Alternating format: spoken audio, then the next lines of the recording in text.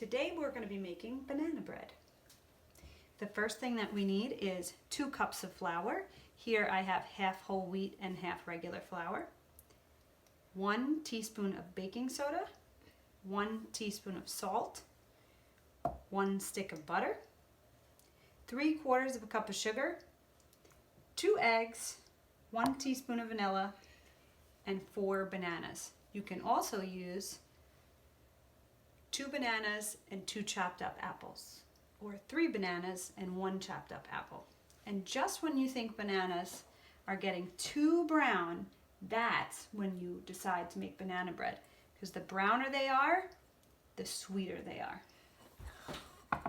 So the first thing that we need to do is mix up the butter and the sugar.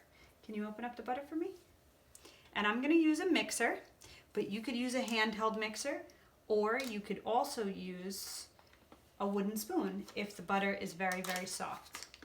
But you want to mix the butter and the sugar until they're all together and they look like mashed what?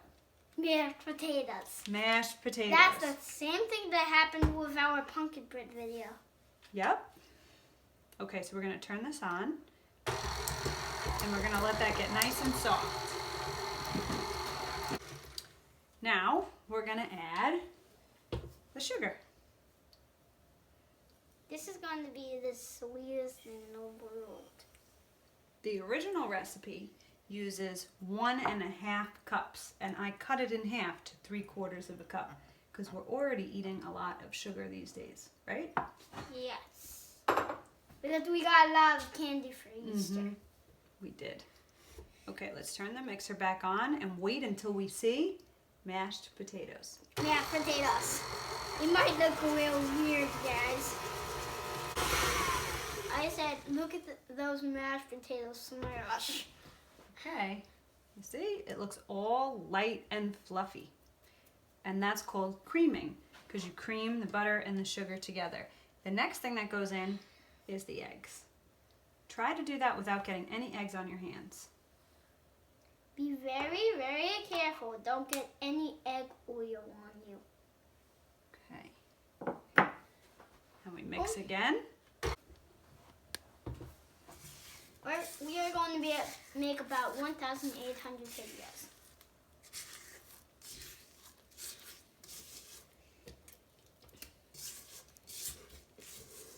If you're using an electric mixer, or if you're using a stand mixer, or just a bowl and a wooden spoon, you want to make sure that you scrape the sides of the bowl and you mix again. And this time we're also going to add in our vanilla extract. Great.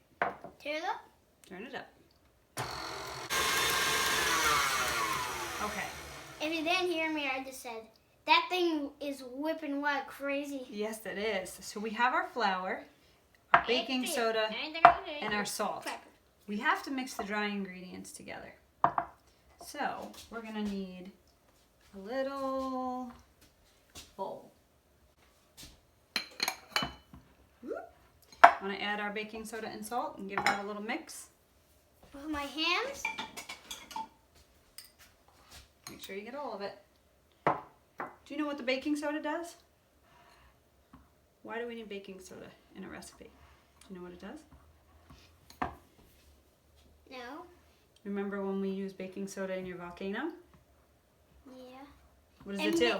It makes things puff up. It makes things puff up. So this is going to make our batter that goes in here rise. We're going to make it puff up. All right, so that's our dry ingredients there. And now we got these weird looking bananas. But they might look like they're too mushy, but they are perfect for banana bread. So sometimes when they're like this, they're a little hard to get open. And we're going to continue to use the whisk. And you're going to mash them up as I open them up. Okay, so you mash them.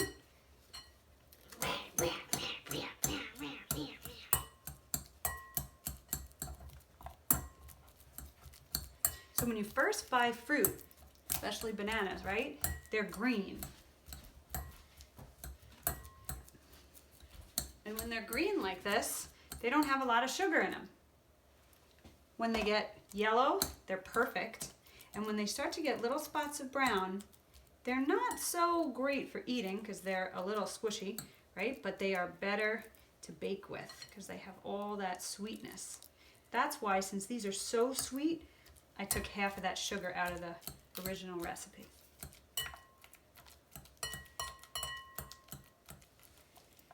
Okay, mash them all up. We're gonna add the bananas. We wanna make sure there's no chunks left. Really, really mash it up. It smells sweet, right? Okay, let's use the rubber spatula. You help me hold the bowl. Turn on the mixer. Just a little bit. Okay, it's perfect. And now we're gonna add up our mixed dry ingredients. Make sure we don't lose any.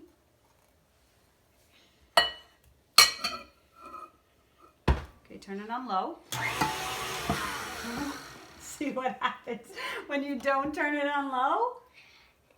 We lost some. Okay, let's turn it on low.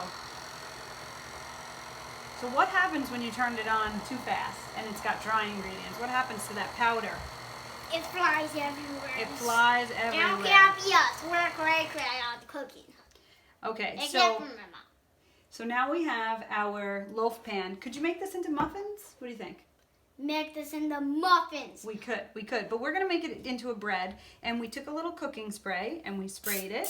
And you always wanna spray cooking spray over the sink so that the spray doesn't go all over the floor and then make the floor slippery, right? So now we have to get all the batter inside of the pan. Now what do you think cooks quicker? A whole loaf or muffins? Muffins. You think muffins cook quicker? How come? Because they're smaller. Because they're smaller, you're right. You're right. So this is going to cook. We're going to check it after a half hour, and then it might need 45 minutes, but we're going to check it after 30 minutes. So we're going to set a timer for 30 minutes. Can you scoop it into here? You think you could scoop it for me? Yeah, I think I could scoop it. Okay. Oh, you want to hold it? Here, you do that. You hold this. I want to hold it and scoop it. You want to hold it and scoop it? Now you're getting crazy. Mom, I think we're getting a little bit of our face inside. I got raw egg on me. That's all right. So what do we do if we get some egg? Wash our hands. We're going to wash our hands before we cook, and we're going to wash our hands after we cook. Okay, so we're going to put this in the oven in the middle rack for 30 minutes, and then we'll check it then. And you know how you check it? You stick a toothpick or a knife right in the center, and if it comes out clean, it's all done. You also want to see that it got golden brown, and it usually gets a split right down the middle.